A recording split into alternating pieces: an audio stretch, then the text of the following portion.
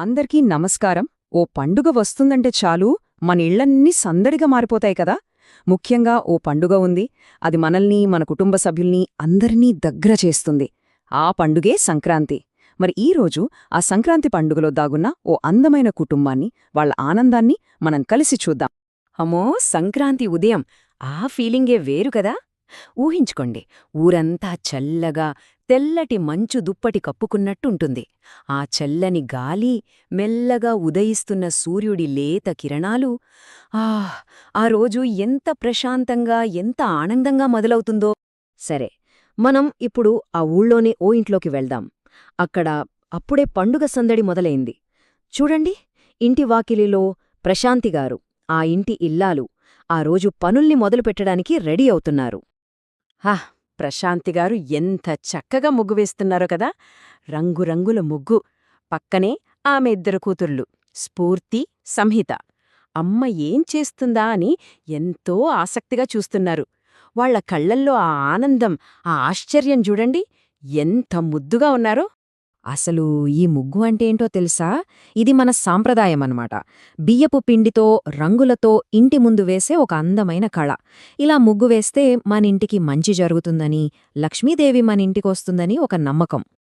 అమ్మ అలా ముగ్గు వేస్తుంటే పిల్లలకు ఓ డౌటొచ్చింది. అమ్మా, ఈరోజు స్పెషలేంటి? ఏమేం వంటలు చేస్తున్నావు అని అడిగారు. దానికి ప్రశాంతిగారు నవ్వుతూ, మీకోసం అరిసెలు, పొంగలి, ఇంకా వేడివేడి గారెలు చేస్తున్నాను అని చెప్పారు. వింటుంటేనే నోరూరుతోంది గదా. సరే, ఇంటి వాకిలైతే అందమైన ముగ్గుతో రెడీ అయిపోయింది. మరి ఇంటి గుమ్మం సంగతేంటి? అక్కడిది కూడా పండుగ కల వచ్చేస్తోంది.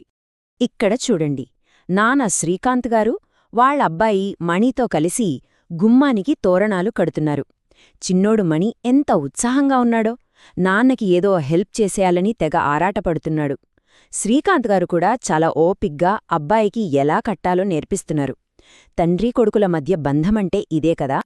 వీటినే తోరణాలు అంటారు. తాజా మామిడి ఆకులతో గుమ్మానికి ఇలా కడతారన్మాట. ఇవి కట్టగానే ఇంటికి ఓ కొత్త కళ వచ్చేస్తుంది. అయితే ఈ తోరణాలు కేవలం అందం కోసమే అనుకుంటే పొరపాటే. ఇంటికొచ్చేవాళ్లకి మనం మనస్ఫూర్తిగా రండి అని స్వాగతం పలుకుతున్నట్టు ఇవి సూచిస్తాయి. అంతేకాదు, ఇవి శుభానికి చిహ్నం కూడా. అందుకే పండగలకి తప్పకుండా కడతారు. ఇక్కడ ఓ విషయం గమనించారా? ఎంత బాగుందో చూడండి. ఒక పక్క నాన్న, కొడుకు, ఇంకో పక్క అమ్మ, కూతుర్లు. ఇంటి పనులన్నీ అందరూ కలిసి పంచుకుంటున్నారు. అసలు పండగ అంటేనే ఇది కదా. అందరూ కలిసి సంతోషంగా పనులు చేసుకోవడం, ఆ ఆనందమే వేరు. అమ్మయ్య, పనులన్నీ పూర్తయ్యాయి. ఇంట్లోంచి గుమగుమలాడే వాసనలొస్తున్నాయి. ఇక అందరూ ఎప్పుడెప్పుడా అని ఎదురుచూసే టైమొచ్చింది. ఏంటది? అదేనండి, అందరూ కలిసి కూర్చొని భోజనం చేసే సమయం.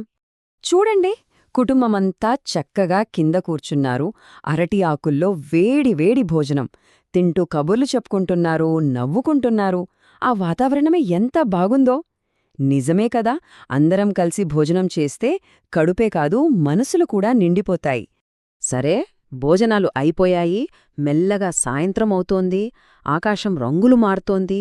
ఇప్పుడు పిల్లలకి సంక్రాంతిలో మోస్ట్ ఫేవరెట్ టైం ఏంటో గెస్ చేయగంగ్రా? అదే గాలిపటాల సందడి. పిల్లలందరూ బయట గాలిపటాలెగరేస్తూ ఎంత సందడి చేస్తున్నారో. కేరింతలు, అరుపులు. ఆ మణి అయితే తన గాలిపటాన్ని పైకి ఎగరేయడానికి తెగ కష్టపడుతున్నాడు. వాళ్లమ్మ వెనకనుంచి నవ్వుతూ చూస్తోంది. నిజంగా ఇలాంటి చిన్న చిన్న సంతోషాలే కదా జీవితానికి కావాల్సింది.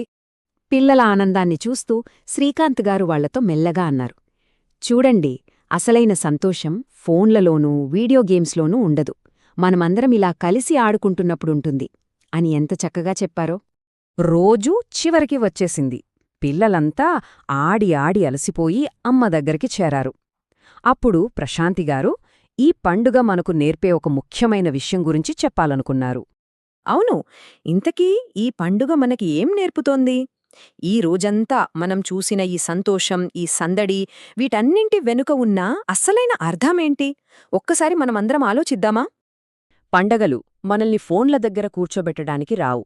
మనల్ని మన కుటుంబం దగ్గరికి తీసుకురావడానికి వస్తాయి. ఇది చాలా సింపుల్ విషయమే అయినా చాలా ముఖ్యమైనది. అవును, మనవాళ్లతో, మన కుటుంబంతో మనం గడిపే సమయమే మన జీవితంలో మనం సంపాదించుకునే అసలైన సంపద. ఈ అనుబంధాలు, ఈ నవ్వులు, ఈ జ్ఞాపకాలు, ఇదే సంక్రాంతి మనకిచ్చే నిజమైన బహుమతి. మరి ఏతర బహుమతి దీనికి సాటి రాదు.